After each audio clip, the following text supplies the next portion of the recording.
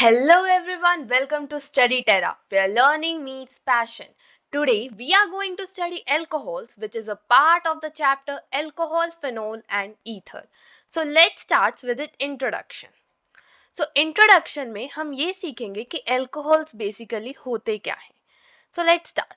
When a hydrogen atom in a hydrocarbon is replaced by a OH group, alcohol is formed.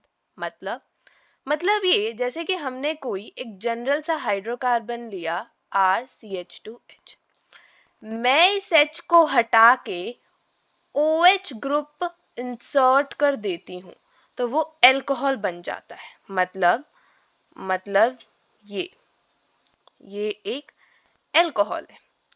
Alcohol में जो OH group है वो हम aliphatic system के carbon पर लगाते हैं, जैसे CH3OH.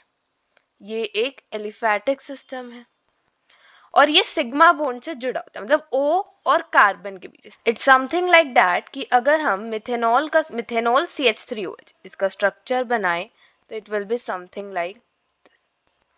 तो यहाँ पे जो C और O के बीच में ये जो बॉन्ड है ये एक सिग्मा बॉन्ड है. ओके. फिनॉल में बस इतना फर्क आ जाता है कि जो OH ग्रुप है वो एरोमेटिक सिस्टम के लगाया जाता है. एरोमेटिक सिस्टम क्या होता है? तो अगर कोई हमारे पास कंपाउंड है, कोई स्ट्रक्चर है, वो एरोमेटिक है तो वो 4 कंडीशंस फॉलो करते हैं. पहली, वो साइक्लिक होना चाहिए. सेकंड, वो प्लेनर होना चाहिए. थर्ड, वो कॉन्जुगेटेड होना चाहिए. कॉन्जुगेटेड का मतलब जैसे कि C double bond C double bond C, तो ये कॉन्जुगेटेड है, pi sigma pi, something like this. और फोर्थ, वो हकल रूल फॉलो करना चाहिए. हकल रूल क्या होता है? क्या आएगा? हकल रूल होता है 4n+2 pi electrons. Aromatic system का सबसे सिंपल और सबसे अच्छा एग्जाम्पल है हमारे पास benzene. Like benzene is this. So अगर हम इसका एक रेजोनेटिंग स्ट्रक्चर बनाएं तो वो कुछ ऐसा है. तो 1 2 3 4 5 6, तो 6 पाई इलेक्ट्रॉन है. साइक्लिक है, प्लेनर है क्योंकि यहाँ पे हर कार्बन की हाइब्रिडाइजेशन जो है वो sp2 है. और कॉन्जुगेटेड है, देखो pi sigma pi sigma pi sigma pi, तो कॉन्जुगेटेड है. सो अल्कोहल में OH ग्रुप जो है वो एलिफैटिक सिस्टम के कार्बन एटम से जुड़ा होता है और फिनोल में जो OH ग्रुप है वो एरोमेटिक सिस्टम के कार्बन एटम से जुड़ा होता है. फिनोल्स के बारे में हम बहुत अच्छी तरह डिस्कस करेंगे in our next video which will be soon. अब हम अल्कोहल की क्लासिफिकेशन पढ़ते हैं. अल्कोहल्स को हम अलग अलग बेसिस पे क्लासिफाई कर सकते हैं. हमारा पहला बेसिस है कि कितने हाइड्रोक्सियल ग्रुप्स प्रेजेंट है, यानी कि उसमें कितने OH प्रेजेंट है. हाइड्रोक्सियल ग्रुप्स मतलब OH. इस बेसिस पे हो सकता है मोनोहाइड्रिक, डाईहाइड्रिक और ट्राईहाइड्रिक. मोनोहाइड्रिक में एक हाइड्रोक्सियल ग्रुप होता है, डाईहाइड्रिक में 2 और ट्राईहाइड्रिक में 3. फॉर एग्जांपल RCH2OH, RCHOH,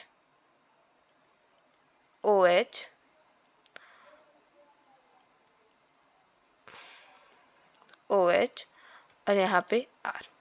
और इसका एग्जाम्पल हो गया RCCCOH, OH, OH. तो यहाँ पे 3 है तो ये ट्राईहाइड्रिक, यहाँ पे 2 है तो ये डाईहाइड्रिक और ये मोनोहाइड्रिक. अब आप में से कुछ ये भी सोच रहे होंगे कि ये भी तो डाईहाइड्रिक हो सकता है, RCHOH.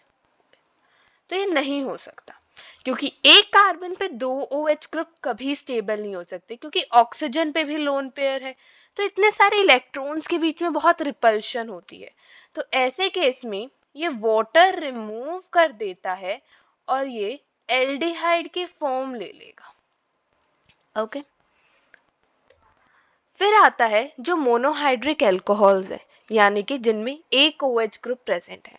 उनको हम आगे भी डिवाइड कर सकते हैं कि जिस कार्बन से OH ग्रुप प्रेजेंट अटैच्ड है उसकी हाइब्रिडाइजेशन क्या हुआ? तो पहला आता है वो कंपाउंड जिसमें OH और कार्बन के बीच में जो बॉन्ड है और जिस कार्बन से वो अटैच्ड है उसकी हाइब्रिडाइजेशन है sp3. C hydroxyl group is attached to an sp3 hybridized carbon.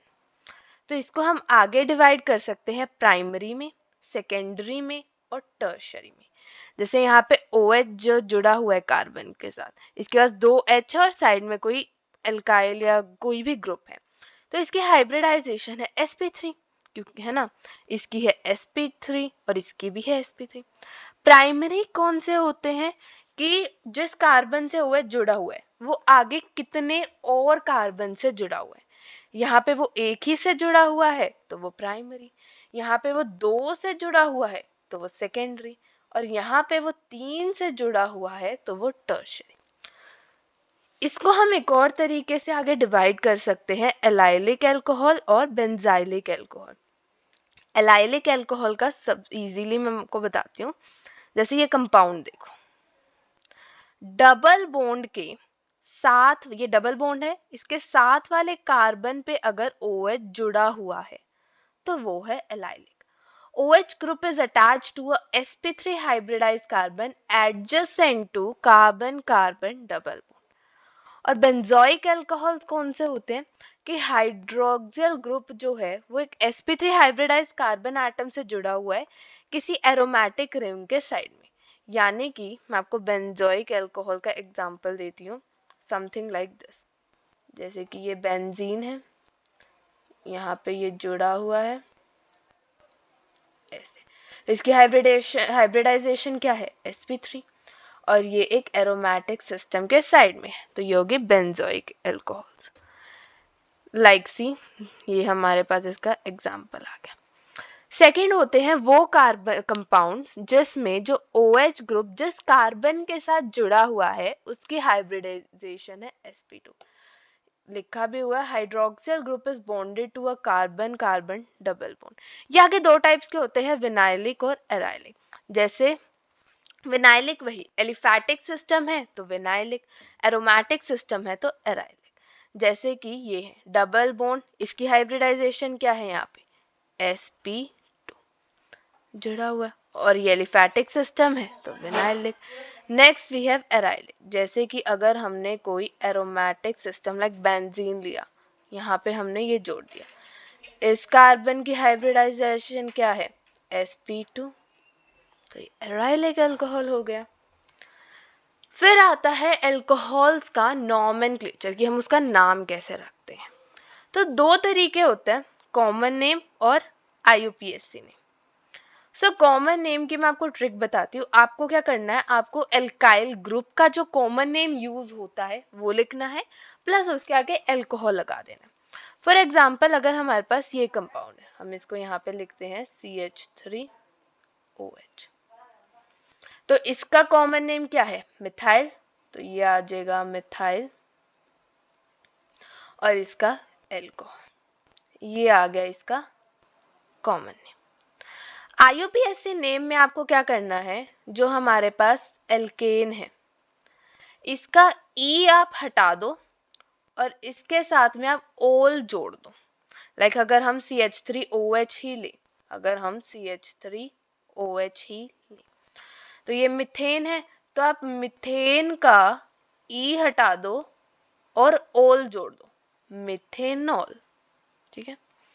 अब ये तो आ गया सिंपल. अगर हमारे पास कुछ बहुत ही मतलब बड़ा कंपाउंड आ गया, उसकी हम IUPAC नेमिंग कैसे करेंगे. जैसे कि हमने ले लिया समथिंग लाइक दिस, और यहाँ पे है हमारे पास OH. तो सबसे पहले तो इसका स्टेप है कि सबसे लंबी कार्बन चेन चुननी है. तो सबसे लंबी क्या होगी, अगर हम ये ले तो 1 2 3 4 5 6 7 8, लेकिन अगर हम यहाँ जाए 1 2 3 4 5 6 7, तो सबसे लंबी कार्बन चेन हुई ये वाली. ठीक है, ये वाली. फिर इसकी नंबरिंग हम वहां से करनी है जो हाइड्रोक्सियल ग्रुप के सबसे नियरेस्ट एंड, लाइक यहाँ से 1 2 3 4 5 6 7 8 नंबरिंग हो गई। फिर नाम देंगे कैसे, ये 8 है तो ऑक्टेन, 3 पे मिथाइल लगा हुआ है, 5 पे इथाइल। अब इथाइल का ई मिथाइल के एम से पहले आता है, तो इसका हम नाम कुछ ऐसे लिखेंगे, 5 इथाइल 3 मिथाइल ऑक्टेन, ई हट जाएगा इसका, 1 ओल। 5 इथाइल 3 मिथाइल ऑक्टेन 1 ओल। एक पॉइंट कि अगर एक से ज्यादा OH group present, if more than one OH group is present then I di tri etcetera before ol. मैं आपको एग्जांपल देती हूँ, जैसे इसका like C C C C OH OH ऐसा कोई कंपाउंड है, इसकी हाइब्रिडाइजेशन सेटिस्फाई कर देते हैं हम, H2H3, ठीक है। तो इसकी लॉन्गेस्ट कार्बन चेन यही है, उस एंड से स्टार्ट करेंगे जो कि OH के सबसे पास है, तो ये ब्यूटेन है। तो ब्यूटेन ई हट गया, 1,2। अब OH जो है वो एक से ज्यादा है, 2 है तो डाई लगा दो, 3 है तो ट्राई लगा दो, ऐसे। तो यहाँ पे 2 है तो diol, something like this, okay. So अब ये कुछ हमारे पास एग्जाम्पल्स गिवन है, हम एक बार इन्हें ट्राई कर लेते हैं। सो हमारे पास पहला एग्जाम्पल क्या है, हमारे पास पहला एग्जाम्पल जो है वो बहुत ही ज़्यादा सिंपल है। लाइक देखो, CH3 CH2 CH2, तो लॉन्गेस्ट कार्बन चेन यही होगी, 3 है तो प्रोपेन, तो ये आ जाएगा प्रोपेन, ई हट जाएगा, 1 पे ओल आ गया। नेक्स्ट है ये, इसको थोड़ा सिंप्लीफाई करते हैं सेकंड को, तो ये something like this, CH3 3CH3OH। तो अब कुछ बच्चे यहाँ पे गलती क्या कर देते हैं कि ये 1 है तो 1,1 डाई मिथाइल इथेन 1 ओल, बट ये ऐसा नहीं होगा क्योंकि लॉन्गेस्ट चेन है ये, 1 2 3 ये वाला, ओके। तो इसका नाम आएगा 2 मिथाइल प्रोपेन, ई हट जाएगा, 2 ओल, ठीक है। Next we have glycerol. Glycerol का स्ट्रक्चर मैं आपको एक बार क्लियर कर देती हूँ। ग्लिसरॉल होता है ये CH2 CH CH2, OH यहाँ पे भी, OH यहाँ पर भी और OH यहाँ पर भी। तो लॉन्गेस्ट कार्बन चेन यही है, कहीं से भी स्टार्ट कर लो एक ही बात है क्योंकि स्ट्रक्चर सिमेट्रिक आ गया। तो इसका हम नाम क्या लिखेंगे, प्रोपेन 1,2,3 ट्रायोल। क्लियर। सो ये फर्स्ट का आंसर है, ये सेकंड का आंसर है और ये हमारे पास थर्ड का आंसर है। तो अब हम आगे चलते हैं।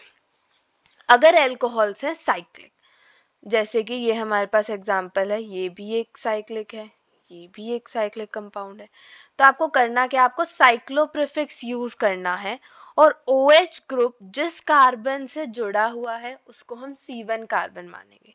जैसे कि ये 1 2 3 4 5, तो हम लिखेंगे 2 मिथाइल, 2 पे मिथाइल है, साइक्लो पेंटेन, ई हट जाएगा, 1 ओल, ठीक है। इसकी अगर हम बात करें तो ये 1 है, और ट्राई करो कि इस तरह से नंबर करो कि जो फंक्शनल ग्रुप है वो नेक्स्ट नियरेस्ट पे तो आए। जैसे कि मैं यहाँ से भी लग सकती थी ना 1 2 3, बट हम यहाँ करें क्योंकि इसको भी नियरेस्ट चाहिए, तो हम करेंगे 3 ब्रोमो, क्योंकि फ्लोरो क्लोरो ब्रोमो इनके हमेशा प्रीफिक्स यूज किए जाते हैं, सफिक्स कभी नहीं आएंगे इनके। 3 ब्रोमो साइक्लो हेक्सेन 1 ओल। हाँ, आपको एक मैं एक्स्ट्रा चीज बता देती हूँ, जैसे कि कुछ ऐसे साइक्लिक कंपाउंड्स या एलिफैटिक कंपाउंड्स आ गए जिनके पे कार्बोक्सिलिक एसिड भी लगा हुआ है, या फिर कोई एक ऐसा फंक्शनल ग्रुप लगा हुआ है जिसकी प्रायोरिटी OH से ज्यादा है, तो जो सफिक्स है वो ज्यादा प्रायोरिटी वाले का यूज होगा, तो OH ग्रुप का उस टाइम प्रीफिक्स यूज होगा, और OH ग्रुप का प्रीफिक्स होता है हाइड्रोक्सी। ठीक है, तो आगे चलते हैं। फिर आते हैं अल्कोहल्स बनाने के तरीके। अल्कोहल बनाने के बहुत तरीके होते हैं। पहला आता है एल्कीन से। एल्कीन पता है, डबल बॉन्ड। तो एल्कीन से बनाने के बेसिकली 2 तरीके हैं। पहला है acid catalysed hydration. Acid catalysed hydration में हम रिएजेंट यूज करते हैं H+ विद H2O, और ये मार्कोनविकोव रूल फॉलो करता है, या फिर M के रूल। क्या होता है M के रूल, पहले हम वो समझते हैं। M के रूल कहता है कि जो नेगेटिव पार्ट है, वो वहां जहां पे लगेगा जहां पे H कम है, और जो पॉजिटिव पार्ट है लाइक H, वो वहां लगेगा जहां पे H ज्यादा है। जैसे इस केस में हम नेगेटिव पार्ट OH नेगेटिव ले रहे हैं और पॉजिटिव पार्ट हम H पॉजिटिव ले रहे हैं। तो जैसे RCH2CH3 डबल बॉन्ड CH2 कुछ ऐसा है। तो H+ वहां लगेगा जहां पे H ज्यादा, यहाँ पे H एक है, यहाँ पे 2, तो ये डबल बॉन्ड तोड़ो, यहाँ पे H, यहाँ पे H कम है तो यहाँ पे नेगेटिव पार्ट यानी OH। ऐसे इसकी मैकेनिज्म भी हम देखेंगे, बट हमने ट्रिक सीख ली बेसिकली, राइट। सो अब कंपाउंड सिमेट्रिक भी हो सकते हैं और अनसिमेट्रिक भी हो सकते हैं। सिमेट्रिक में तो M के रूल की कोई ज़रूरत ही नहीं है, कोई भी हटा के लगा दो, राइट। जैसे कि हम एक सिमेट्रिक देख लेते हैं अभी, जैसे कि ये रहा, तो ये हमारे पास सिमेट्रिक एक कंपाउंड है। तो देखो, तो हम ये बॉन्ड तोड़ेंगे एक, तो H यहाँ पे कोई भी कहीं पे भी लगा दो, कोई फर्क नहीं पड़ेगा, तो हमें मिलेगा ये, यहाँ पे H आ गया, यहाँ पे OH आ गया। अनसिमेट्रिक में हमें देखना है, इसकी आप वैलेंसी बाद में कर देना। तो अब पहले हमें हाँ ठीक है, ये अनसिमेट्रिक की अगर हम बात करें, इसमें आता है कहाँ लगेगा, तो पहले हम इसका मैकेनिज्म देख लेते हैं, फिर मैं आपको इसकी ट्रिक बताऊंगी। सो इसकी मैकेनिज्म देखते हैं। हमारे पास कंपाउंड है CH3 CH double bond CH2, इसकी रिएक्शन करानी है हमें H+ के साथ। सो अब H+ यहाँ अटैक करेगा या यहाँ अटैक करेगा, खुद सोचो। यहाँ पे करा अगर वो, तो ये बॉन्ड को ऐसे तोड़ना पड़ेगा, माइनस पॉजिटिव, राइट। अगर वो यहाँ करता है तो यहाँ पे माइनस आएगा, यहाँ पे पॉजिटिव। बेसिकली कार्बोकेटाइन बनने वाला है, C+ आने वाला है। तो कार्बोकेटाइन की आप एक बात याद रखना कि इसकी स्टेबिलिटी का ऑर्डर होता है कि 3 डिग्री कार्बोकेटाइन सबसे ज्यादा स्टेबल होता है, फिर 2 डिग्री, फिर 1 डिग्री। अगर वो इस कार्बन पे अटैक करता है तो 2 डिग्री C+ बनेगा। अगर वो यहाँ पे अटैक करता है तो 1 डिग्री C+ बनेगा, और 2 डिग्री C+ ज्यादा स्टेबल है, तो वो इस कार्बन पर अटैक करने वाला है। तो ये बॉन्ड टूटा, यहाँ पे आया पॉजिटिव, यहाँ पे नेगेटिव आया, और ये H लग गया। अब हमारे पास तो वाटर भी था, तो ये हमारे पास वाटर है। ऑक्सीजन पे है लोन पेयर, पॉजिटिव देखेगा दे देगा। तो अब इससे क्या हुआ, CH3 CH CH3 OH। अब O ने तो लोन पेयर डोनेट करे, तो यहाँ पे आ जाएगा positive. Now oxygen is a electronegative atom, वो नहीं चाहता कि मेरे पास पॉजिटिव हो, तो वो क्या करेगा, वो इस H को रिलीज कर देगा, तो H प्लस रिलीज हो गया। यहाँ पे आएगा negative, positive and negative will become neutral, और ये H प्लस निकल गया, तो हमें मिला CH3 CH OH CH3, और जितना हमने H प्लस लिया उतना ही निकल गया, तो यहाँ पे H प्लस क्या है, कैटलिस्ट। हमारा आंसर आया ये। तो यहाँ पे हम इसका स्ट्रक्चर बना देते हैं CH3 CH OH CH3। इसकी ट्रिक देखो, ये बॉन्ड तोड़ा, जहां पे ज्यादा H है वहां पे H लगा दिया H, और जहां पे कम H है वहां पे negative part OH। JEE Mains में क्या होता है, आपको ऐसे मतलब मैकेनिज्म की साइड हर बार नहीं जाना होता, आपको पता होना चाहिए कैसे हुआ, बट टाइम भी बचाना है, तो आप उस केस में ऐसे ट्रिक्स यूज करेंगे। नेक्स्ट मेथड आता है हाइड्रोबोरेशन ऑक्सीडेशन। हाइड्रोबोरेशन ऑक्सीडेशन में रिएजेंट होता है BH3 B2H6 H2O in first step, और सेकेंड स्टेप में हम लेते हैं H2O2 विद OH नेगेटिव। ये NTM के रूल फॉलो करता है। NTM के रूल मतलब एंटी मार्कोन-विकोव रूल। क्या है एंटी मार्कोन-विकोव रूल, वो देखो। तो एंटी मार्कोन-विकोव रूल बिल्कुल उल्टा, कि जहां पे ज्यादा H है वहां पे नेगेटिव पार्ट जोड़ दो, और जहां पे H कम है वहां पे पॉजिटिव पार्ट जोड़ दो। यानी कि अगर हम पिछले वाला ही एग्जांपल ले तो it will be CH3 CH CH2, यहाँ पे OH आएगा, यहाँ पे H आएगा। यहाँ पे कोई कार्बोकेटायन नहीं बनता, कोई रीअरेंजमेंट नहीं होती, क्योंकि कार्बोकेटायन बनेगा तभी रीअरेंजमेंट हो सकती है। अगर हम ध्यान से देखें तो यहाँ पे THF यूज हुआ है। क्या है ये THF? THF होता है टेट्रा हाइड्रो फ्यूरान। इसको हम as a non polar solvent use करते हैं, और इसका यूज भी B2H6 को डिसॉल्व करने के लिए किया गया। इसका कोई यूज नहीं, it is just a solvent. एक और चीज कि अगर हम CH3COOH को यूज करते हैं H2O2 की जगह, तो एल्केन बनने लग जाता है। एल्केन कैसे बना? तो जैसे कि यहाँ पे अगर हमने BH3THF लिया इन द फर्स्ट स्टेप, और सेकेंड स्टेप में हमने H2O2 विद OH नेगेटिव लिया, तो हमें एल्केन बना। एल्केन क्यों बना? तो इसके लिए सबसे पहले हम इसकी मैकेनिज्म देखते हैं कि अल्कोहल कैसे बन रहा है, फिर हम उससे सीखेंगे उसी में चेंजेस करके कि अगर हमने एसिड लिया लाइक एसिटिक एसिड तो क्या होगा। So let's do it's mechanism. तो हमारे पास कंपाउंड है CH3 CH double bond CH2, right. पहले स्टेप में हमने लिया है BH3 विद टेट्रा हाइड्रोफ्यूरान। तो BH3 is something like this,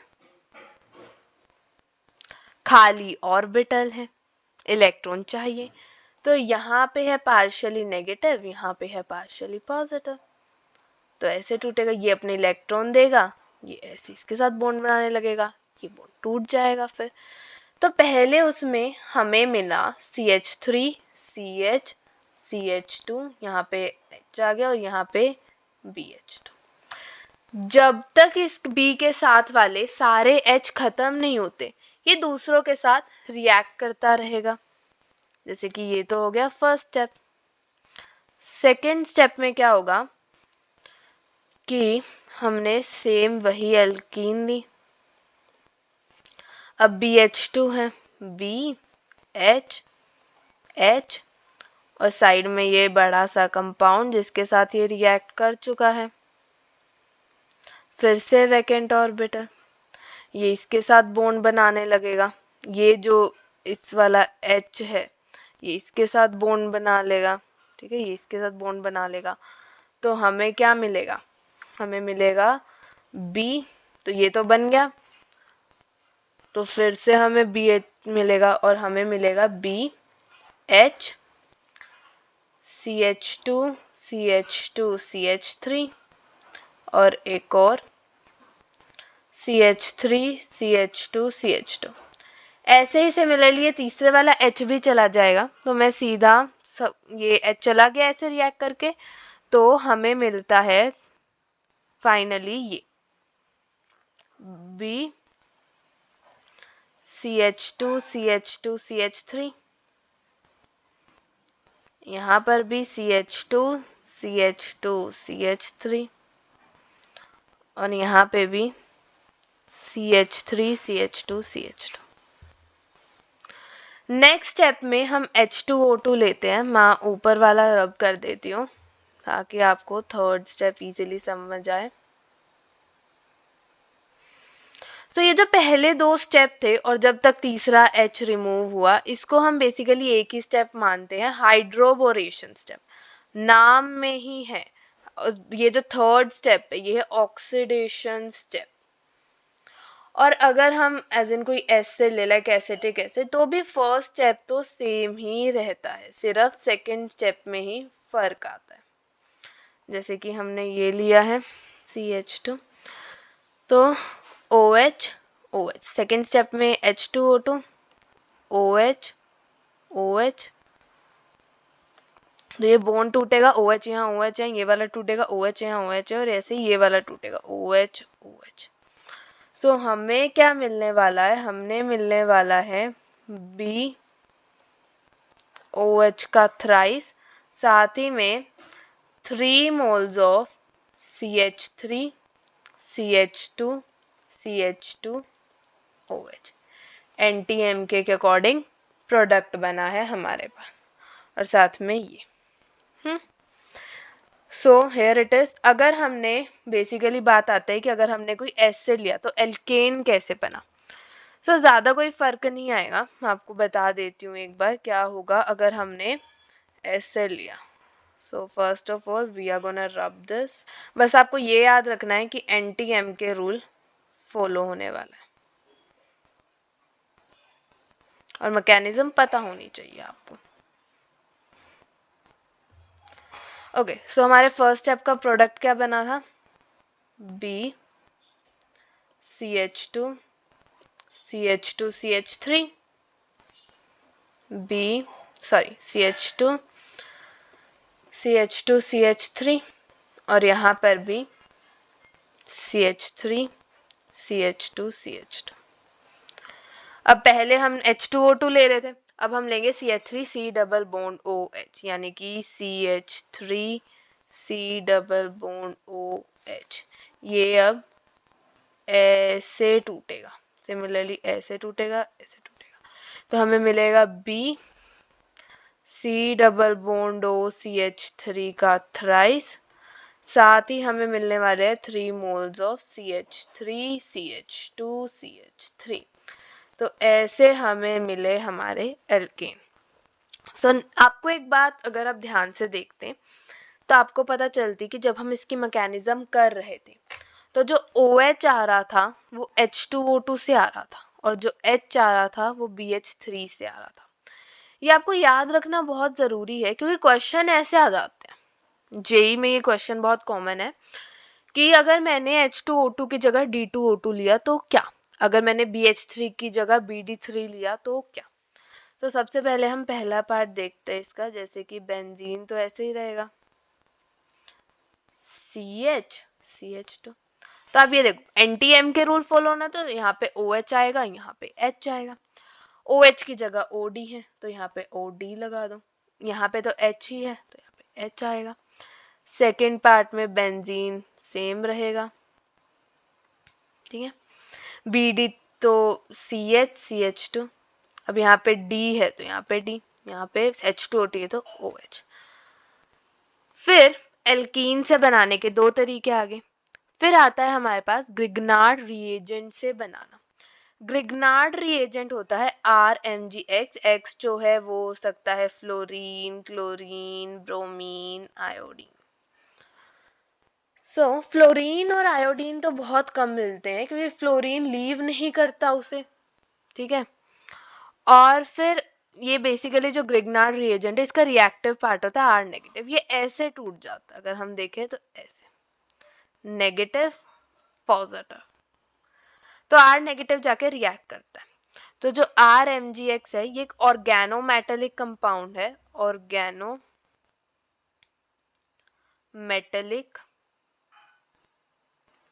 compound. Organometallic compound कौन से होते हैं? जिसमें कार्बन मतलब किसी ऑर्गेनिक मेटल नहीं, किसी ऑर्गेनिक एलिमेंट और किसी मेटल के बीच में बॉन्ड हो। यहाँ पे R एक कार्बन है और Mg एक मेटल है, तो R और Mg के बीच में बॉन्ड है, तो ये एक ऑर्गेनोमेटेलिक कंपाउंड है। सो ग्रिग्नार्ड रिएजेंट की रिएक्शन अगर हम एल्डिहाइड के साथ कराएं या फिर हम इसकी रिएक्शन कीटोन्स के साथ करवाएं तो हमें अल्कोहल मिलता है। तो सबसे पहले हम इसकी रिएक्शन एल्डिहाइड के साथ कराने की कोशिश करते हैं। आई होप आपने ये सब नोट कर लिया होगा।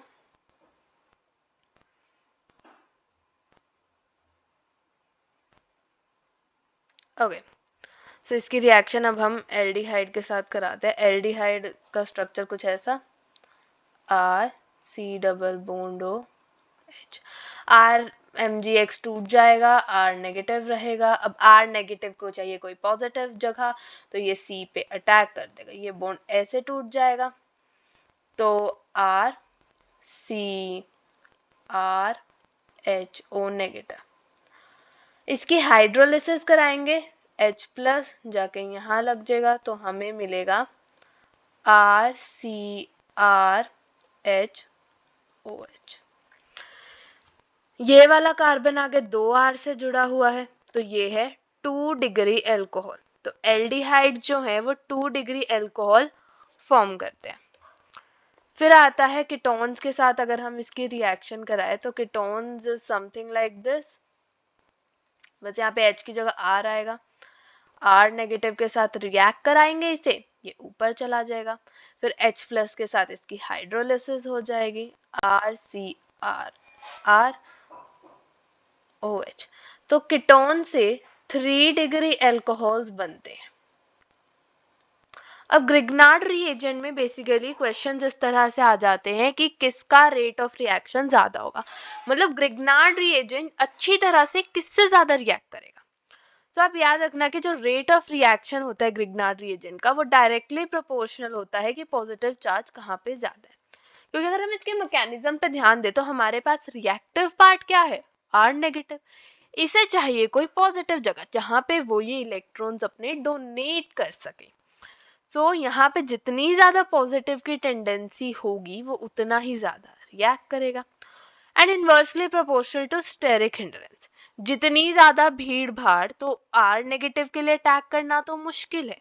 जैसे मैं आपको एक एग्जांपल दूं, एक है हमारे पास R C double bond O something like this, और एक है हमारे पास R C double bond O this, यहाँ पे कोई CH3 है सपोज। तो यहाँ पे तो अटैक करना कितना मुश्किल है, यहाँ पे इजीली अटैक कर जाएगा, तो रेट ऑफ रिएक्शन ऐसे। अब एल्डिहाइड का rate of reaction with Grignard reagent ज्यादा होता है कीटोन से ड्यू टू स्टेरिक हिंड्रेंस। अगर हम एल्डिहाइड देखें तो यहाँ पे एक जगह H है, वहीं पे यहाँ पे R है, तो स्टेरिक हिंड्रेंस कीटोन्स में ज्यादा है, तो इस पे थोड़ी मुश्किल होती है रिएक्ट करने से। तीसरा तरीका है एल्कोहल्स बनाने का, वो है रिडक्शन। रिडक्शन एसिड्स की, रिडक्शन एल्डिहाइड्स की, रिडक्शन कीटोन्स की, रिडक्शन एसिड हैलाइड्स की and so on. So reduction के लिए मेनली 4 हमारे पास रिएजेंट्स देखे गए हैं।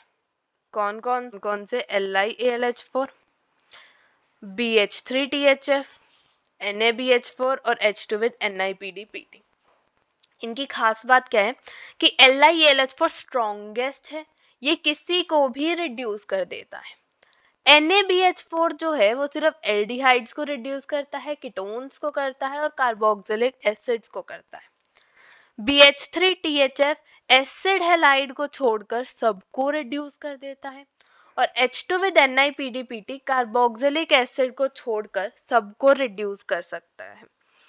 और इवन ये कार्बोक्सिलिक एसिड को भी कर सकता है अगर हम साथ में रुथेनियम कार्बन ले लें तो, ठीक है। जैसे कि अब हम कुछ एग्जाम्पल्स देखते हैं इसके। Like this, RCHO plus H2 plus PD।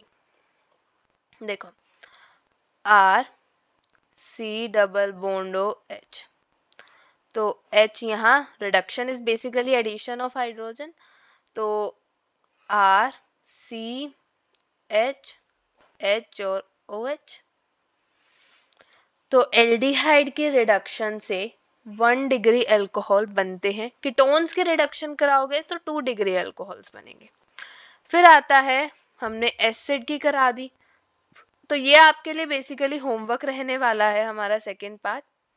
इसका आंसर मैं अपनी नेक्स्ट वीडियो ऑन फिनोल्स, उसमें आंसर इसका आपको बताने वाली हूँ। सो this will be your homework, easy है, बस ये याद रखना LiLH4 स्ट्रॉन्गर है, पहले उसमें रिएक्ट करेगा, दूसरे उसमें ये हाइड्रोलिसिस होगी। Okay, so this will be your homework. Next आती है हमारे पास अल्कोहल के फिजिकल प्रॉपर्टीज, दो हैं। पहली आती है हमारे पास boiling point. Boiling point is directly, आप ये बात याद रखना, मैं आपको बता देती हूँ कि बॉइलिंग पॉइंट डायरेक्टली प्रोपोर्शनल है मॉलिक्यूलर मास के। जितना ज्यादा मॉलिक्यूलर मास होगा वो उतनी ही मुश्किल ज्यादा टेम्परेचर पे बॉयल होगा। डायरेक्टली प्रोपोर्शनल है सरफेस एरिया के, वही ऊपर लिखा हुआ है, आप पढ़ लेना। और इनवर्सली प्रोपोर्शनल है ब्रांचिंग के, क्योंकि अगर ब्रांचिंग ज्यादा हुई तो सरफेस एरिया उसका कम हो जाएगा। क्या मतलब है सरफेस एरिया से? लाइक दिस, एक है ये,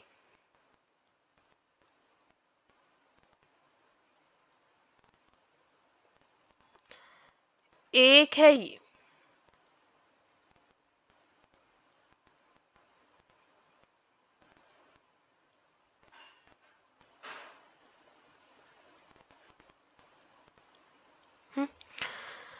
तो यहाँ पे तो इसके बीच में अट्रैक्शन है, तो ये ज्यादा टेम्परेचर पे बोलेगा। यहाँ पर ये अट्रैक्शन कम कर देते हैं ये बड़े बड़े ग्रुप्स।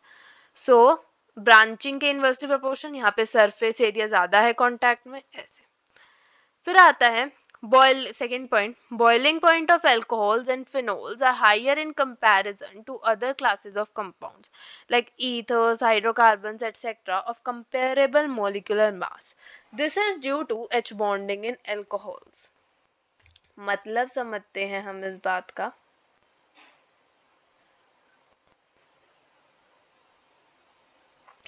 देखो होता क्या है कि एल्कोहल्स हैं लाइक दिस, ROH, ठीक है,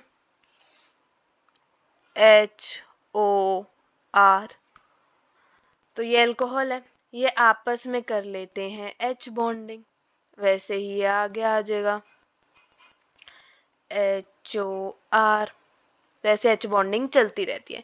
तो H बॉन्डिंग वहीं पे, ये जो H बॉन्डिंग है ये E हाइड्रोकार्बन्स में देखी नहीं जाती, तो अट्रैक्शन बढ़ जाती है इस H बॉन्डिंग की वजह से, तो इनका बॉइलिंग पॉइंट्स बढ़ जाता है, ठीक है।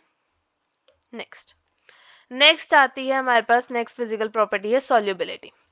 Solubility of alcohol and phenols is due to their ability to form H bonds with water molecules. जैसे कि हमारे पास है ROH, HOH, HOR, तो ये वाटर के साथ H बॉन्डिंग शो कर देता है। तो क्योंकि ये H बॉन्डिंग शो कर रहा है तो ये सॉल्यूबल होते हैं वाटर में। With increase in size of alkyl or aryl group, solubility decreases. मतलब जैसे कि एक है हमारे पास CH3OH, एक है हमारे पास कुछ ऐसा, कौन ज्यादा सॉल्यूबल है? मैं आपको बताती हूँ, ये ज्यादा सॉल्यूबल है। क्यों? इसका साइज ज्यादा है। साइज बढ़ाने से क्या होता है? देखो ये तो पानी के साथ H बॉन्डिंग कर लेता है, ये भी करता है, OH तो दोनों के कर रहे हैं, पर ये जो साइड में है R हमारा, ये है हाइड्रोफोबिक। हाइड्रोफोबिक मतलब, फोबिक मतलब फोबिया डर, और हाइड्रो मतलब पानी, तो ये पानी से डरता है। सिमिलरली ये भी है हाइड्रोफोबिक, तो ये पानी से डरता है, तो ये पानी को रिपेल करेगा। ये वाला कम करेगा क्योंकि यहाँ पे R छोटा है, ये वाला ज्यादा करेगा क्योंकि यहाँ पे R बड़ा है। तो ये ज़्यादा रिपेल करेगा तो इसकी सॉल्युबिलिटी कम हो जाएगी।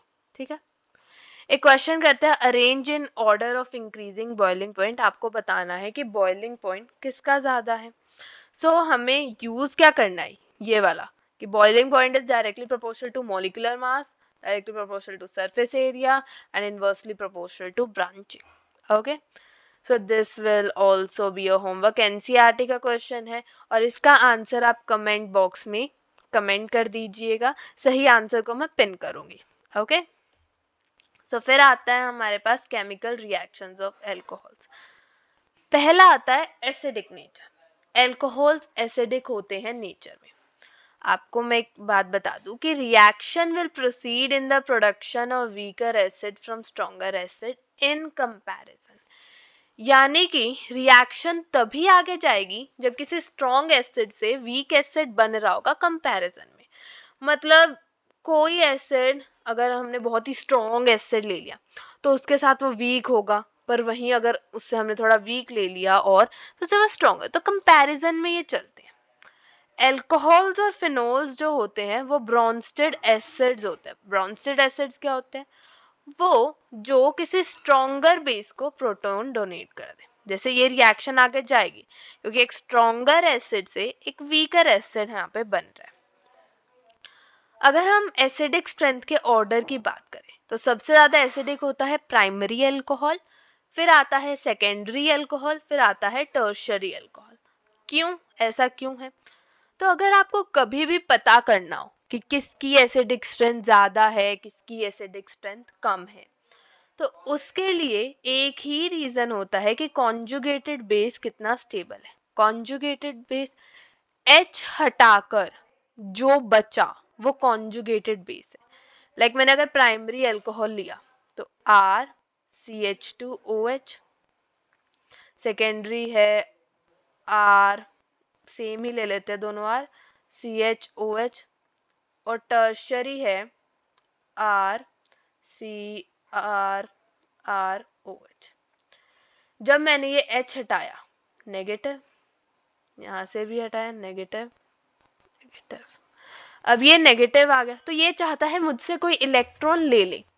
वहीं पे R एक कार्बन चेन है तो ये लगाएगा प्लस साइन, यहाँ पे 2 प्लस साइन लगाएंगे तो ये चाहता है हमसे कोई ले ले O चाहता है कि हमसे कोई ले ले, R देना चाह रहा है तो ये O नेगेटिव को डिस्टेबलाइज करेगा। तो कंपैरेटिवली प्लस साइड जो है वो प्राइमरी में कम है तो ये सबसे ज्यादा स्टेबल, फिर सेकेंडरी वाला, फिर टर्शियरी वाला। ठीक है, सो आप ये याद रखना, एसिडिक स्ट्रेंथ अगर आपको नहीं समझ आ रही किसी क्वेश्चन में डेट कैसे फाइंड करें, तो इसका सबसे इजी तरीका है कि आप कॉन्जुगेट बेस की स्टेबिलिटी को देख लो। नेक्स्ट आता है कि alcohols are weaker acids than water. Alcohols की जो एसिडिक स्ट्रेंथ है वो पानी से कम होती है क्योंकि वाटर जो है वो एक अच्छा प्रोटॉन डोनर, यानी वो H+ अच्छी तरह से डोनेट कर देता है, क्योंकि उस H+ डोनेट करने के बाद वो बन रहा है OH नेगेटिव, और OH नेगेटिव बहुत RO नेगेटिव से। और अगर देखो, एक है हमारे पास ROH, एक है हमारे पास HOH, तो ये OH नेगेटिव, ये नेगेटिव, यहाँ पे कोई प्लस साइन लगाने वाला नहीं है, यहाँ पे प्लस साइन लगाने वाला R है, तो ये ज्यादा स्टेबल कॉन्जुगेट बेस बन रहा है। तो water is a better acid because water is a better proton donor than alcohol and alkoxide ion is a better proton acceptor than hydroxide ion। या फिर आसान भाषा में कहो तो कॉन्जुगेट बेसिस में स्टेबल है क्योंकि यहाँ पे कोई प्लस साइन नहीं लगा रहा और यहाँ पे प्लस साइन लगाने के लिए R भैया बैठे हैं। सेकेंड हमारे पास केमिकल प्रॉपर्टी आती है एल्कोहल के डिहाइड्रेशन। डिहाइड्रेशन मतलब H2O का रिमूवल, H2O का रिमूवल। तो अगर मैं इसमें OH हटा दूं, H हटा दूं तो डबल बॉन्ड आएगा, तो एल्कीन बनता है। किसके साथ? तो अगर हम अल्कोहल की ट्रीटमेंट कराएं, रिएक्शन कराएं H2SO4 के साथ, H3PO4 के साथ, एनहाइड्रस ZnCl2 के साथ, एल्यूमिना के साथ, तो इसकी मैकेनिज्म ओके, यहीं पे बता देती हूँ मैं आपको। तो कुछ ऐसा होता है। ओके, मैं पहले ये रब कर देती हूँ ताकि आपको इजीली समझ आए क्या होने वाला है। देखो, हमारे पास है H+, ओ अपने लोन पेयर जो है वो इस H+ को डोनेट करेगा, तो it will be something like this. यहाँ पे है H, यहाँ पे है O+, H, H। अब वही बात कि O इलेक्ट्रोनेगेटिव नहीं रहेगा प्लस लेके, तो ये लीव कर जाएगा, ये नेगेटिव ऊपर आएगा पॉजिटिव। सो H2O का रिमूवल हो गया, डिहाइड्रेशन होगी। बट एक दिक्कत आ गई यहाँ पे कि C बोलेगा कि मैं प्लस पे क्यों रहूं, राइट, अनस्टेबल है। तो ये अपने साइड वाले पे अटैक करेगा, तो देखेगा ये प्लस, तो ये प्लस को देख के यहाँ पे आएगा माइनस। कैसे? ये H+ रिमूव कर देगा एंड माइनस प्लस जो है वो बॉन्ड बना लेंगे, तो हमें मिला एल्कीन। और जितना H+ लिया उतना निकल गया, सो H+ हमारे पास क्या आया? कैटलिस्ट। ठीक है, अब मैं आपको एक ज्ञान की बात बताती हूँ, जैसे कि ये हमारे पास अल्कोहल है। अगर इसके रिएक्शन में Al2O3 के साथ कराऊं तो मेजर प्रोडक्ट सेटजेफ बनेगा। सेटजेफ प्रोडक्ट मेजर मतलब वो एल्कीन बनेगी जो स्टेबल है मेजॉरिटी में, और अगर मैं इसकी रिएक्शन कराऊं थैलियम THO2 के साथ तो Hofmann product will be major. Saytzeff product क्या बनेगा? यहाँ पे देखो, CH3 CH double bond CH और CH3। हॉफमैन प्रोडक्ट बनेगा ये CH2 double bond CH CH2 CH3। ठीक है, ये स्टेबल क्यों है? क्योंकि देखो यहाँ पे 6 अल्फा H है, यहाँ पे वहीं पे सिर्फ 2 अल्फा H है, तो ये स्टेबल है। जो ज्यादा स्टेबल होता है, जो ज्यादा एल्काइलेटेड होता है, जिसके पास ज्यादा अल्फा H होते हैं, वो सेटजेफ होता है। इसकी रिएक्शन Al2O3 के साथ कराऊंगी तो सेटजेफ मेजर बनेगा हॉफमैन भी, बट कम अमाउंट में। इसकी रिएक्शन थैलियम THO2 के साथ कराऊंगी तो हॉफमैन ज्यादा क्वांटिटी में बनेगा। फिर आता है एल्कोहल्स जो हैं वो सब्स्टिट्यूशन रिएक्शंस भी शो करते हैं, बट हम उनको इस चैप्टर में नहीं पढ़ेंगे क्योंकि वो मेनली टॉपिक जो है वो हेलो एल्केन्स और हेलो एरीन्स का है, जो कि हम जल्दी पढ़ने वाले हैं। फिर फोर्थ टाइप का हमारे पास आता है ऑक्सीडेशन। ऑक्सीडेशन का मतलब क्या है? आप बस एक ट्रिक याद करो कि O आ जाता है CH बॉन्ड के बीच में, और ये टेबल मोस्ट इम्पोर्टेंट टेबल है, ये आपको बहुत चैप्टरों में ये काम आएगी। अच्छी टेबल है कि अल्कोहल अगर प्राइमरी है तो अगर माइल्ड ऑक्सीडाइजिंग एजेंट लिया है मैंने तो एल्डिहाइड, स्ट्रॉन्ग लिया है तो कार्बोक्सिलिक एसिड, सेकेंडरी अल्कोहल है तो कीटोन ही बनेगा, चाहे आप माइल्ड लो चाहे आप स्ट्रॉन्ग लो। और अगर टर्शियरी अल्कोहल है तो वो ऑक्सीडाइज ही नहीं होगा। क्यों? मैं आपको बताता हूँ। सबसे पहले हम लेंगे प्राइमरी, ठीक है, तो हमने एक प्राइमरी अल्कोहल लिया RCOH H। अब क्या है? O enters between CH bond, तो हम O जो है वो ऐड कर देंगे। CH बॉन्ड हमारे पास ये रहा, तो अगर वीक हुआ तो कुछ ऐसा। बट हमने पहले ही मैंने आपको बताया है कि एक कार्बन पे दो OH स्टेबल नहीं है, तो वाटर जो है वो रिमूव हो जाएगा, तो हमें मिलेगा RC डबल बॉन्डो H। अगर वो स्ट्रॉन्ग हुआ ऑक्सीडाइजिंग एजेंट तो वो दोबारा ऑक्सीडाइज कर देगा इसे, तो it will be RC double बॉन्डो OH। ठीक है, अगर हमने सेकेंडरी लिया, ये तो हो गया प्राइमरी का। अगर हमने सेकेंडरी लिया तो क्या होगा वो देखना। सेकेंडरी में चाहे आप माइल्ड लो चाहे आप स्ट्रॉन्ग लो, बनना कीटोन ही है। तो ये टेबल सबसे पहले तो आपको याद होनी चाहिए। आपको ये भी मैं आपको बताऊंगी कि माइल्ड कौन से ऑक्सीडाइजर और कौन से स्ट्रॉन्ग है। तो पहले हम लेंगे, फिर आता है सेकेंडरी या फिर 2 डिग्री। तो R CH R OH, तो इस H को हटा देते H, तो एक ही है तो यहाँ पे OH ऐड कर दे, ऑक्सीजन जो है वो हम ऐड कर देते हैं CH बॉन्ड के बीच में, तो RCR OH और OH। वही एक कार्बन पे 2 ऑक्सीजन स्टेबल नहीं है तो ये फिर वाटर रिमूव हो जाएगा, तो RC double bond OR, ketone ही बना with the removal of water. अब यहाँ पे तो CH बॉन्ड ही नहीं बचा, तो आगे ओल डालेंगे हम किस बॉन्ड के अंदर, तो ये कीटोन पे ही रुक जाएगा, चाहे माइल्ड हो चाहे स्ट्रॉन्ग हो। फिर आता है अगर मैंने लिया 3 degree, 3 degree something like this.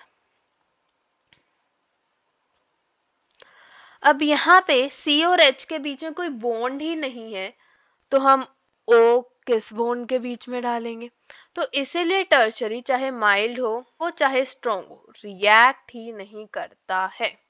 अब मैं आपको कुछ बता देती हूँ कि माइल्ड ऑक्सीडाइजिंग एजेंट्स कौन से हैं और स्ट्रॉन्ग ऑक्सीडाइजिंग एजेंट कौन से हैं।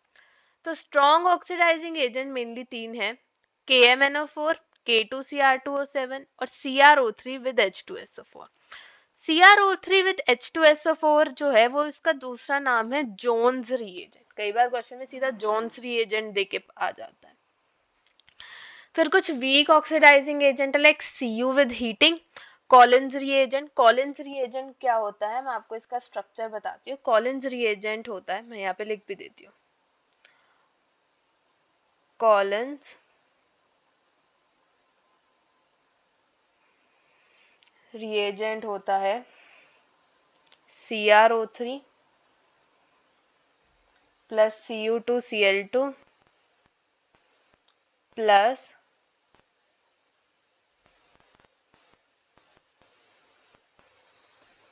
this. Okay.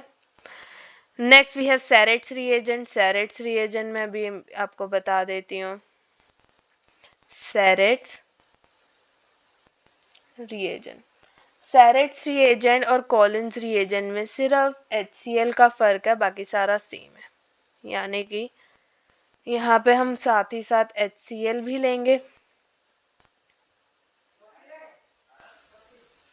बाकी सारा जो है वो सेम है। Next we have PCC। PCC भी मैं आपको एक बार बता देती हूँ, तो ये है हमारे पास कॉलिन्स, ये है हमारे पास सेरेट्स, फिर आता है PCC। PCC होता है CrO3 प्लस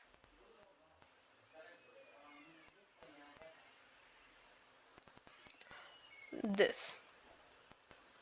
क्या ये आपको याद करने कर सकते हो तो करो, नहीं होता तो भी कोई बड़ा इशू नहीं है, क्योंकि बहुत बार सिर्फ PCC PDC करके ही गिवन आ जाता है क्वेश्चन।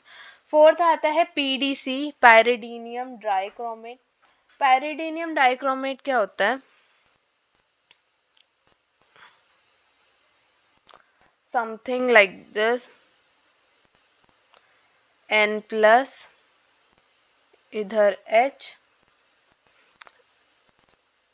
इसका होल ट्वाइस और Cr2O7 2 नेगेटिव। नेक्स्ट है हमारे पास NBS, नाइट्रोब्रोमोसक्सिनेमाइड। मैं यहाँ पे बना देती हूँ, नाइट्रोब्रोमोसक्सिनेमाइड होता है ये, double bond O double bond O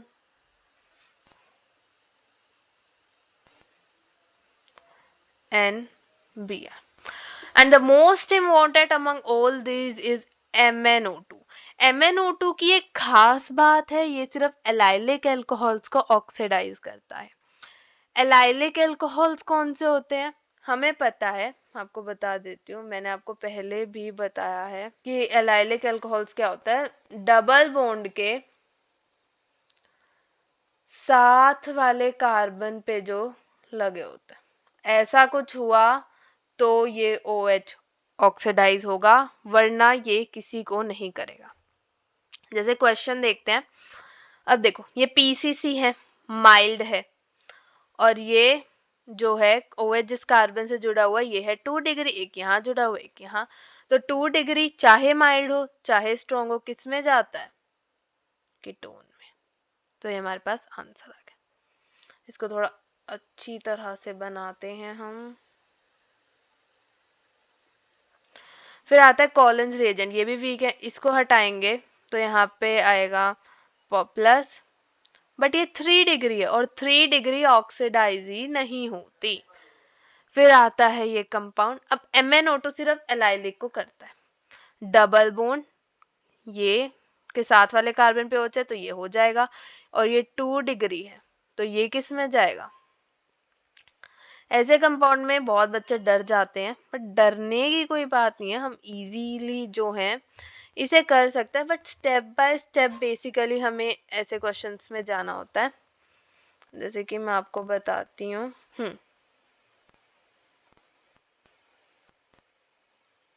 तो ऐसा कुछ है, तो ये एलाइलिक है और 2 डिग्री है तो ये वाला चला जाएगा कीटोन में। ये देखो, अब आधे बच्चे इसको भी कर देंगे, बट ऐसा नहीं करना क्योंकि इस कार्बन पे OH होना चाहिए, पर ये तो इसके साइड वाले पे, तो इसका कुछ नहीं होगा। सिमिलरली और तो कोई एलाइलिक है ही नहीं, तो बाकी सारी चीजें ऐसी ही रहेंगी। तो MnO2 से रिलेटेड बहुत क्वेश्चन आ जाते हैं क्योंकि बहुत कम बच्चों को याद रहता है कि सिर्फ एलाइलिक को ही करता है। नेक्स्ट आता है रिएक्शन ऑफ डायोल्स। डायोल्स की जो रिएक्शन है वो हम HiO4 के साथ कराते हैं। HiO4 बेसिकली पीरियोडिक एसिड या फिर आयोडिक एसिड है इसका नाम। आपको कुछ नहीं करना, बस ये ऐसे बॉन्ड तोड़ना है, CC ऊपर OH और ऐड करना है, नीचे OH ऐड करना है। तो हमें ऊपर और नीचे सिमेट्रिक है तो मैं 2 लिख देती हूँ, CH2 OH OH। अब वही एक कार्बन पे 2 OH स्टेबल नहीं है, so with the removal of water minus H2O हमें मिलेगा C double bond O H H, इसके 2 मोल्स, ये H है। ओके, जैसे अगला क्वेश्चन है ग्लिसरॉल है, हमने अभी इसका IUPAC नेम भी लिखा था, तो आप ये पहले स्लोली सो सबसे इसमें क्वेश्चन आया था कि find the value of X and products form. तो X मैं आपको बता देती हूँ, जितने कार्बन कार्बन बॉन्ड है उतने X, जैसे एक ये, सो X की वैल्यू आ गई 2, 2 मोल्स ऑफ HiO4 हमें चाहिए। सो अब करना कैसे है वो देखो, पहले ऊपर वाला ही तोड़ेंगे, बस यहाँ पे OH ऐड करा, सो एक तो हमें मिला CH2 OH OH, जो हमें पता है कि ये HCHO में जाना है ना। एक हमें मिला प्लस नीचे वाला इसका CH2 OH OH और ये CH2 OH। तो पहले हम इसको कन्वर्ट कर लेते हैं, ये 2 OH चले जाएंगे तो हमें मिलेगा CH2, एक मिनट, ओ यहाँ पे CH आएगा, सॉरी गलत हो गया। वैसे तो कार्बन के 5 बॉन्ड बन जाएंगे ना, बट बनते तो 4 ही हैं, तो डबल बॉन्ड O और यहाँ पे CH2OH, फिर यहाँ पे OH OH जोड़ देंगे तो एक एसिड बन जाएगा और नीचे एक HCHO ही बन जाएगा। सो प्रोडक्ट्स हमारे पास बने हैं, तो प्रोडक्ट्स हमारे पास नेट बने हैं 2 मोल्स ऑफ HCHO प्लस एक एसिड, राइट। टोटल प्रोडक्ट्स बने हैं हमारे पास 3, 2 फॉर्मल्डिहाइड और एक formic acid. Total different products कितने बने हैं? 2, क्योंकि फॉर्मल्डिहाइड एक टाइप का प्रोडक्ट हो गया और फॉर्मिक एसिड दूसरे टाइप का प्रोडक्ट हो गया। नेक्स्ट आता है पिनाकोल, पिनाकोलन रीअरेंजमेंट। इजी है, क्वेश्चन से ही समझने की कोशिश करते हैं। देखो हुआ क्या, H+ को क्या चाहिए? वो इलेक्ट्रॉन। अब ये सिमेट्रिक है तो किसी पे भी अटैक करा दो, अगर अनसिमेट्रिक हुआ तो क्या करेंगे वो हम आगे देखेंगे। तो ये इसको लोन पेयर देगा अपने, तो CH3 CH OH CH OH H CH3 plus plus में ये रहना नहीं चाहता तो ये बॉन्ड टूट जाएगा, यहाँ पे आएगा प्लस, तो CH3, तो हमें कुछ ऐसा सा मिलेगा। अब यहाँ पे अगर ये प्लस आ गया तो ऑक्सीजन के पास है लोन पेयर, तो वो बैक बॉन्डिंग से स्टेबलाइज हो सकता है। तो अब हमारे पास होगा 1,2 हाइड्राइड शिफ्ट। ये हम रीअरेंजमेंट में पढ़ते हैं कि कौन कौन से शिफ्ट होता है, फिनाइल शिफ्ट एंड अदर। तो CH3, तो ये हाइड्राइड शिफ्ट हो जाएगा CH positive, OH, CH2, CH3। तो अब O अपने लोन पेयर इसे देगा, तो हमें मिलेगा CH3 C double bond O positive, क्योंकि इसने डोनेट करे हैं, H, CH2, CH3।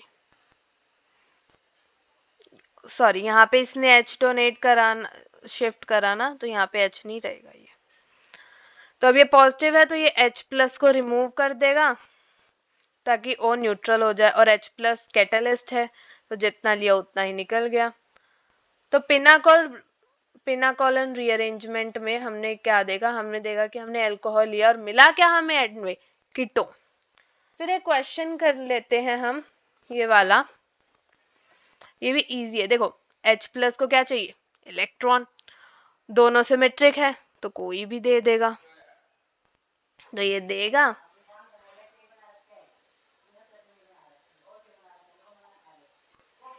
OH।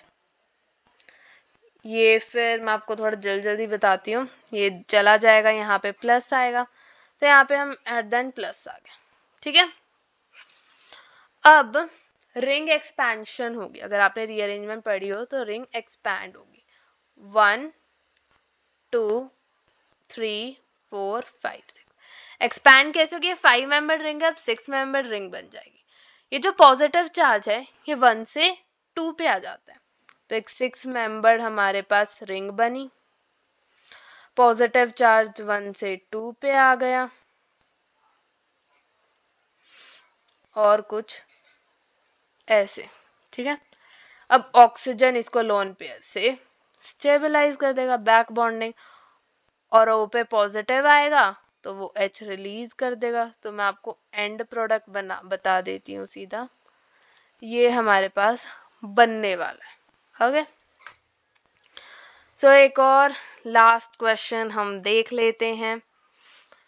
Okay, देखो इस क्वेश्चन में क्या होने वाला है।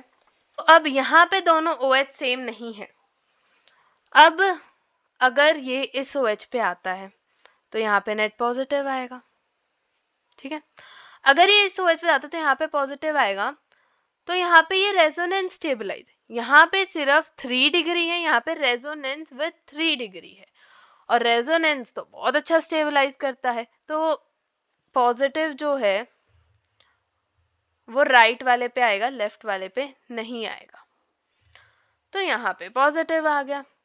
तो मैं आपको सीधा थोड़ा आगे का बता देती हूँ, हुआ क्या कि CH3 COH C positive PH PH। अब ये प्लस यहाँ पे शिफ्ट होगा। आप बोलोगे यहाँ पे तो H है भी नहीं, तो H नहीं होगा, मतलब H शिफ्ट नहीं होगा। ओके, तो यहाँ पे पॉजिटिव आ गया। तो अब जो है ये देखो, माइग्रेटरी एप्टीट्यूड H का सबसे ज्यादा, फिर PH का, फिर R का। PH भी नहीं है शिफ्ट होने के लिए, तो शिफ्ट होगा क्या, यहाँ पे है इसके पास बस एक R और एक ये। अब इन दोनों में कौन शिफ्ट होगा, तो जिसका जितना ज्यादा प्लस आई उतना ज्यादा माइग्रेशन। प्लस आई हमें पता है 3 डिग्री सबसे ज्यादा देता है, फिर 2 डिग्री, फिर 1 डिग्री देता है, तो 3 डिग्री है हमारे पास एक, तो ये शिफ्ट हो जाएगा। तो हमें मिलेगा C plus OH C PH PH, और यहाँ पे ये शिफ्ट हो गया। वही फिर ऑक्सीजन इसको बैक बॉन्डिंग से स्टेबलाइज कर देगा। एंड प्रोडक्ट हमारे पास आया CH3 C double bond O C PH PH, और यहाँ पे ये compound. So this will be our final answer. आप जो है अल्कोहल से रिलेटेड जितने भी क्वेश्चंस है अब आप उन सबको ट्राई कर सकते हो। हाँ, बट एक छोटी सी बात मैं आपको अल्कोहल के स्ट्रक्चर के बारे में बता देती हूँ कि अल्कोहल का जो स्ट्रक्चर होता है वो कुछ ऐसा होता है, COH यहाँ पे लोन पेयर होता है। ये जो एंगल होता है ये टेट्राहेड्रल ज्योमेट्री से थोड़ा सा कम होता है, यानी 109 डिग्री 28 मिनट से थोड़ा सा कम होता है, क्योंकि ऑक्सीजन के जो लोन पेयर है उनके बीच में रिपल्शन होती है, इसलिए। ओके, सो नाउ आप अल्कोहल से रिलेटेड कोई भी क्वेश्चंस ट्राई कर सकते हैं। Thank you for giving me this chance. If you find this video even a little bit helpful, please like, share and subscribe, and remember one thing, you all are amazing. Thank you.